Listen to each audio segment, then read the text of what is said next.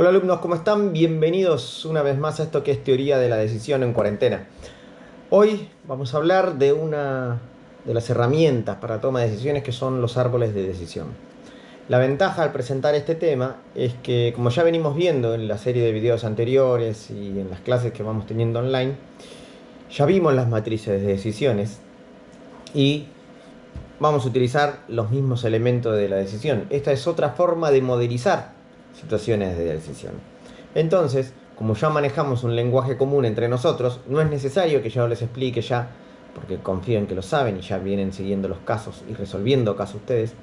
No es necesario que yo explique qué es un objetivo, qué es una variable controlable, qué es una variable no controlable y demás cuestiones. Así que, aprovechándonos de este lenguaje común, vamos a pasar a mostrar sencillamente cómo se plantea un árbol de decisión, que no deja de ser más que un modelo más para representar situaciones de decisión. Un árbol de decisión es una herramienta, un árbol de decisión es un esquema gráfico de una serie de decisiones secuenciales. Hermoso, hermoso.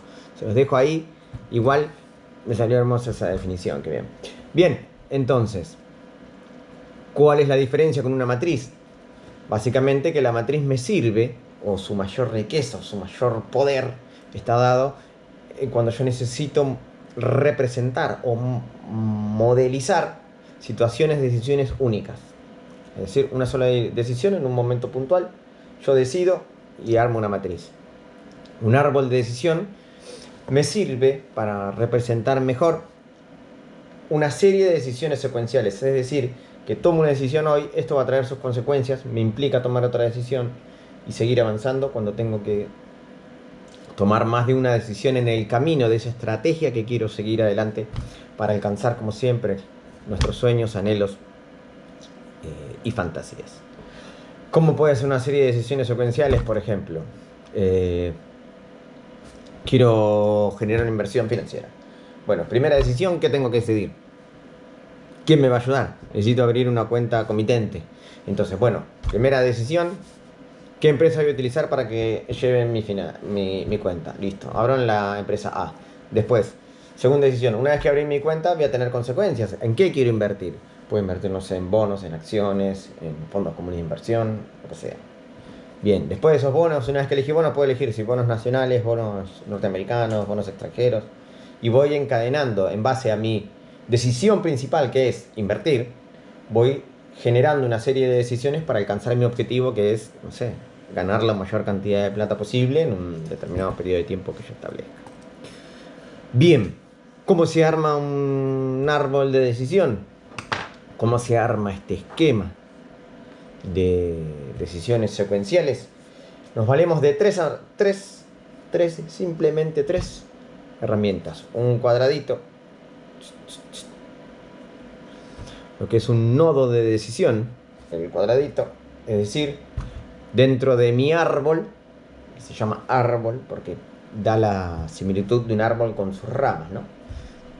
Cada nodo cuadrado, así hablando bien en criollo y bien en castellano, cada cuadrado representa nodos de decisión, es decir, situaciones o momentos dentro de ese transcurso de decisiones secuenciales que yo tengo que tomar, momentos en los cuales debo decidir, debo seleccionar una alternativa. Bien, lo voy a escribir. Ahora después lo anoto. Bien.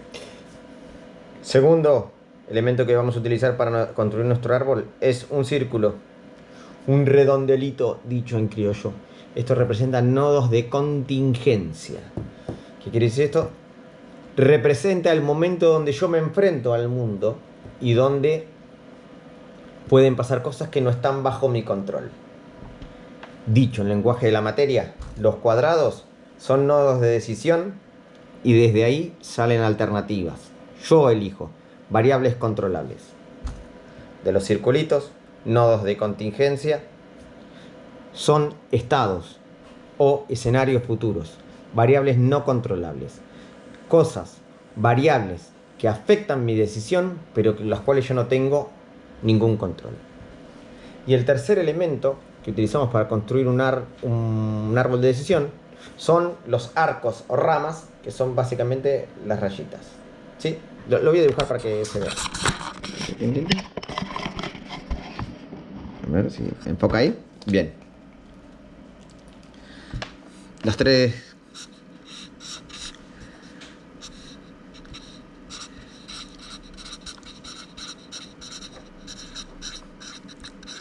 Los nodos de decisión, de donde salen mis variables controlables o mis alternativas.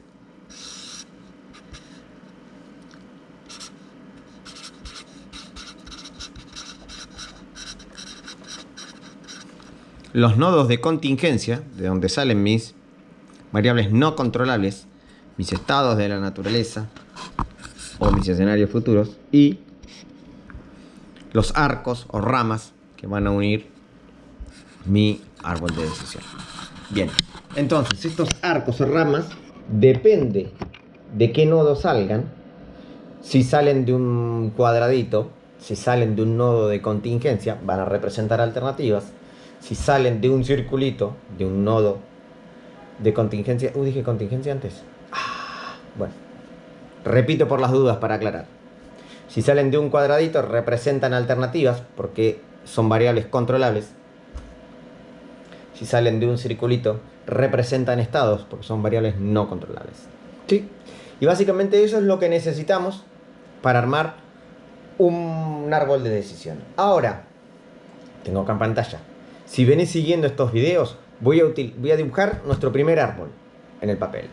Y voy a utilizar para generar este primer árbol el caso que vimos en clase del hombre que fabricaba estufas y quería ponerse a fabricar cocinas. Ahora, en este momento, ponele pausa al video y anda a buscar el ejercicio. ¿Listo? ¿Ya lo tenés? Bien. Vamos a dibujar. Paso la hoja. Acá. Bien. Lo hago con virome porque es muy grueso, sino el marcador que estoy usando. Pero vamos a intentar que se vea lo mejor posible y que la cámara me acompañe. Bien. Acomodamos ahí. Bien, voy a tratar de ir acercando lo más posible para que no se nos pierda el caso. Si recuerdan ese caso, espero que tengan el enunciado. Si no, pueden buscarlo en la parte de archivos del campus o en nuestro web syllabus también. Bien, era un hombre que quería fabricar estufas, que fabricaba estufas, mejor dicho, y que quería pasar a fabricar cocinas, dentro de las cuales tenía varias alternativas para seleccionar. Una era construir un modelo económico, otro era construir un modelo de línea media, construir los dos o importar cocinas y venderlas directamente. Bien, ese es el caso que vamos a hacer. Voy a dibujar lo que en ese momento teníamos como una matriz, lo voy a pasar a un árbol acá. Busquen el ejercicio, lo tienen que poder seguir. Lo vimos en la clase del día 30 del 5. ¿Sí? ¿Ya lo encontraron? Bien, vamos ahí. Bien. Lo primero que voy a dibujar, así se llega a ver, estoy controlando, es un nodo de decisión, ¿sí? Todos los árboles deben, o los ortodoxos de los árboles dicen que todo árbol debe comenzar con un nodo de decisión, con un cuadrado, porque deben comenzar en el momento en el que el decisor forma parte del problema, donde el decisor puede comenzar a influir dentro de esta situación. Nosotros en el curso, en nuestro curso, no somos tan ortodoxos. Somos más partidarios de que la herramienta le sirva al decisor. Si ustedes necesitan en su vida laboral, profesional, diaria o vida personal dibujar un árbol para tratar de solucionar una situación, si les parece lógico o les parece que representa mejor su situación de decisión empezar con un nodo de contingencia porque están esperando que pase algo para decidir y luego arman un nodo de decisión y comienzan su árbol, a los fines prácticos a nosotros no nos afecta. La idea es que les sea útil la herramienta a ustedes. Así que disfrútenla, háganla y desháganla todo lo que quieran. No. Pero sí tengan en cuenta estas cosas, ¿no? Con cuidado. Bien, nodo de decisión. En mi situación de decisión yo tenía, como dije hace un rato, 4 alternativas. tengo un nodo de decisión, un cuadradito, sale el primer arco que representa alternativas. Que una de esas alternativas era un modelo económico y dependía de una variable no controlable. En realidad dependía de dos variables no controlables. ¿Sí? Que era que haya o no depresión económica y que suban o no los salarios. Entonces, esta alternativa se enfrenta a una situación de contingencia que puede tener 4 estados. ¿Sí? Que era depresión y suba de salarios, depresión, no suba de salarios,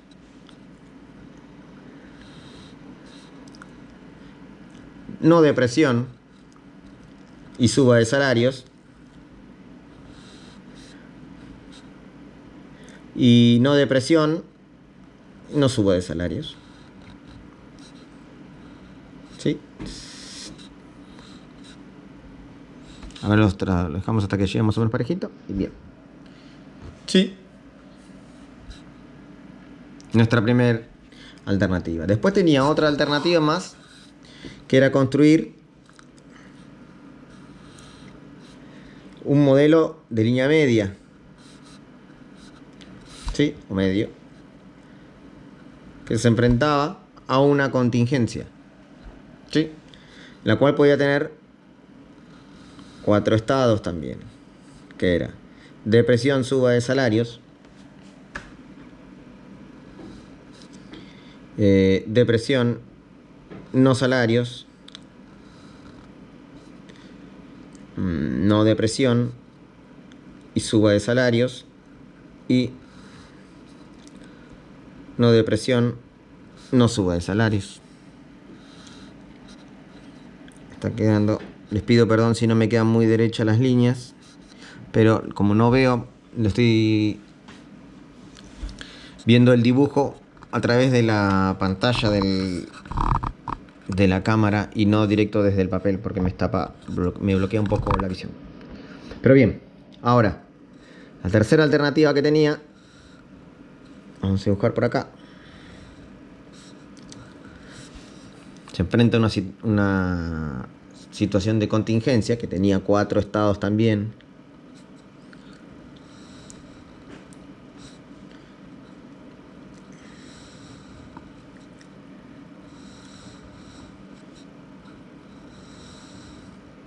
Que eran los mismos estados. Depresión, suba de salarios. Depresión, no suba de salarios. Esto es una S. No depresión y suba de salarios. No depresión y no suba de salarios. ¿Sí? Y después tenía, y esto es un construir ambos. Ambos. ¿Sí? Y después tenía una cuarta alternativa, que era no hacer nada. No hacer nada, perdón. Importar. Lo anoto acá. Tiro. Importar. Sí, que estaba afectada por 2 variables no controlables nada más. Porque al importar no necesitaban fabricar nada. Entonces solamente estaba afectado por que exista o no exista la depresión. La variable no controlable suba de salario no la afectaba. Entonces tenía solo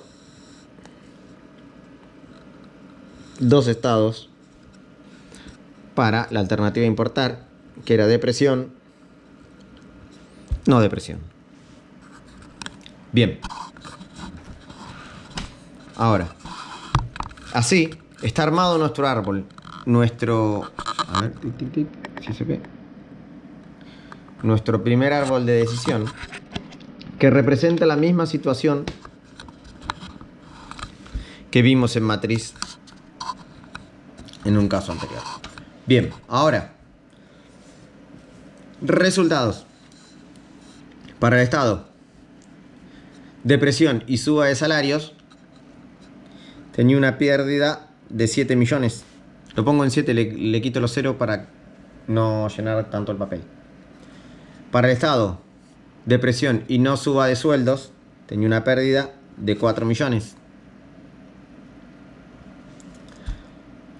Para este que es no de presión y suba de sueldos, tenía una ganancia de 9 millones. Y si no había depresión y no subían los sueldos, ganaba 12 millones. ¿Sí? Estoy utilizando los mismos datos que utilicé para armar nuestra matriz. El modelo medio, si había depresión y suba de sueldos, nos llevaba a perder 2 millones de pesos. Si había depresión y no había suba de sueldos, ganábamos 1 millón. Si no había depresión y subían los sueldos, podía ganar 6 millones. Recordemos que este era un modelo menos sensible a la depresión. Y si no había depresión y no había suba de sueldos, podía ganar 8 millones de pesos. Bien. Si construyo ambos, no se olviden que teníamos un ahorro de 2 millones. Entonces, si había depresión y suba de sueldos, perdía 7 millones. Si había depresión y no había suba de sueldos, perdía 1 millón. Si no había depresión y no había suba de sueldos, ganaba 17. Y si no había depresión y no suba de sueldos, ganaba 22 millones. Bien. Para la última alternativa, que era importar, como solo estaba afectada por una sola variable no controlable, que era la depresión, cuando había depresión ganaban 1 millón y si no había depresión ganaban 2 millones. Quiero que vean que hasta acá lo único que hice fue simplemente pasar todos los resultados que habíamos obtenido y calculado para nuestra matriz de decisión a un árbol de decisión. Todas las situaciones de decisión que yo modelizo a través de una matriz, las puedo modelizar en un árbol de decisión. No hay ningún problema. Son dos herramientas que nos sirven para lo mismo. Ahora, todas las situaciones que yo represento en un árbol, ¿las puedo pasar a resolver en una matriz? Técnicamente, sí. Voy a decir que sí porque técnicamente la respuesta es sí. No es lo recomendable, pero sí. Tienen que tener en cuenta que por cada nodo de decisión que tuviera mi árbol de decisión, yo tendría que plantear una matriz. Entonces tendría que de alguna forma imaginarme desde la última matriz y empezarme a retrotraer hasta acá, trayendo resultados y matrices y mezclando. Un lío. Un lío que no sé si se justifica. Por eso, lo ideal o lo mejor, lo más recomendable, cuando tenemos una serie de decisiones que son secuenciales a lo largo del tiempo, que decidir varias veces a lo largo de esa situación, lo más recomendable es hacer un árbol. Pero, en teoría, les digo que se puede. Ahora, si es una situación única de decisión, puedo hacer un árbol o puedo hacer una matriz. Lo más lógico sería hacer una matriz porque es menos trabajoso.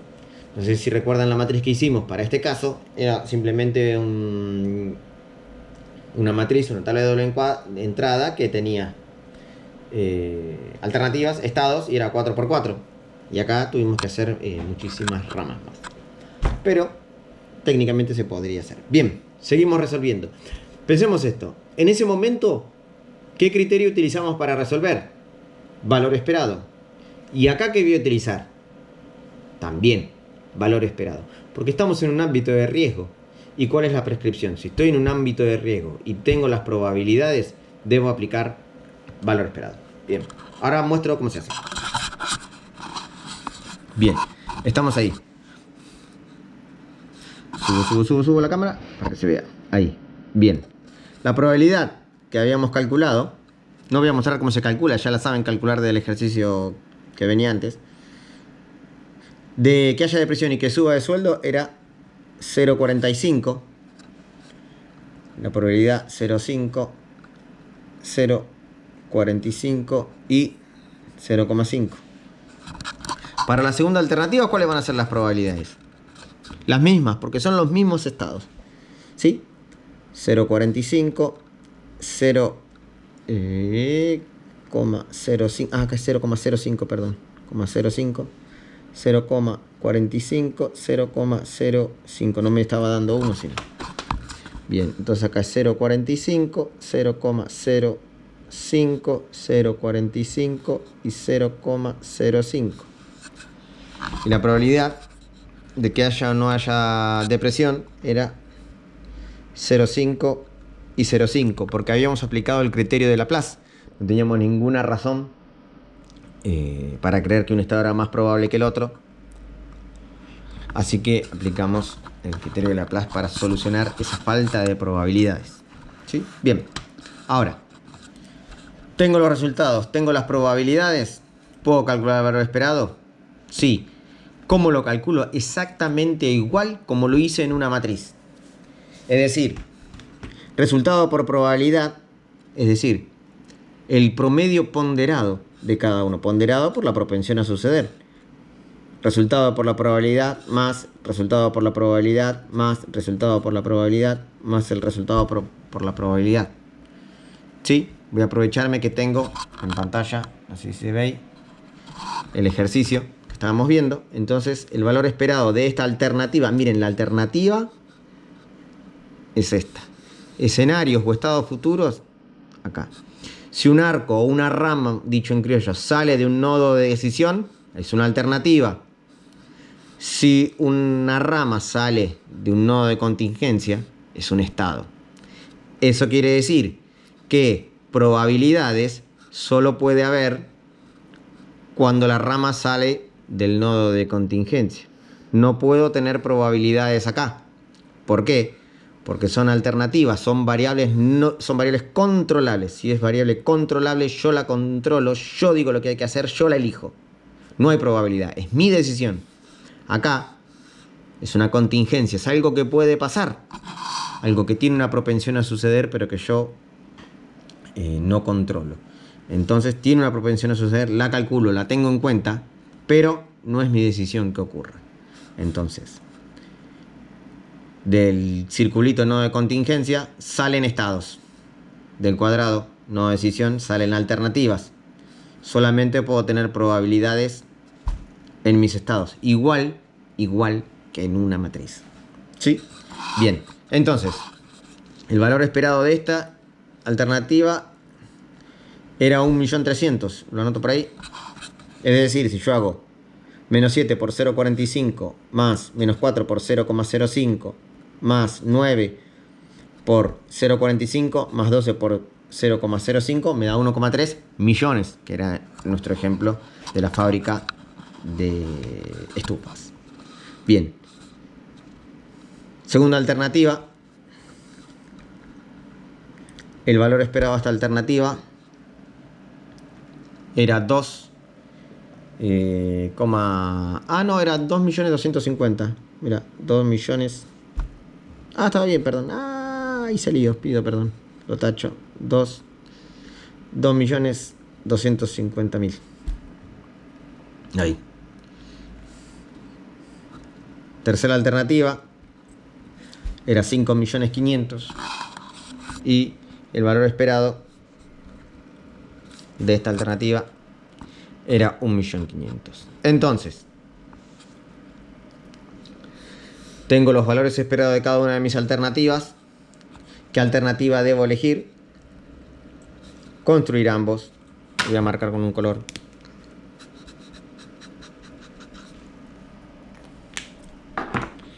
Construir ambos modelos. La misma decisión que tomé antes con la matriz. ¿Tiene que llevarme a otra decisión? No, porque es la misma situación. Entonces, tiene que llevarme irremediablemente a seleccionar la misma alternativa. Bien. Algunos comentarios de color para todo esto. Bueno, vamos a ver, muestro de vuelta. Como pueden ver, esta situación de decisión se hubiese representado mejor en una matriz, pero usé el mismo ejemplo que ya habíamos visto, que ya conocíamos los datos, para poder plantearla en un árbol. Dato de color o algunas curiosidades, tengan en cuenta a la hora de construir algunas cosas. No se olviden, y lo remarco muchas veces porque suele ser un error común en el examen. De todos los nodos de decisión salen alternativas, de los nodos de contingencia salen estados. Una regla para construir esto: de cada nodo salen por lo menos 2 ramas, ¿sí? Y a cada nodo llega una sola rama. Es como una regla general de todo. Si bien les dije que nosotros no éramos tan ortodoxos en construir o cómo se construye un árbol de decisión, esto sí hay que cumplirlo porque es una cuestión de lectura y de orden también. Y si yo elegí esta alternativa, miren por qué no se pueden llegar 2 ramas a un nodo de decisión. Si yo elegí esta alternativa, no puedo llegar a esta situación. No se olviden, las alternativas son mutuamente excluyentes. Entonces, si yo elegí esta alternativa, esta situación no existe. ¿Sí? Estos son mis caminos, estos son mis escenarios futuros. No puedo llegar a un escenario de una alternativa que no elegí, porque es un universo que nunca fue, como decía Pavesi. ¿Sí? Otra cosa más, traten de ser ordenados también a la hora de construir sus árboles de decisión. No se olviden que, como dijimos antes, los árboles son representaciones de decisiones secuenciales.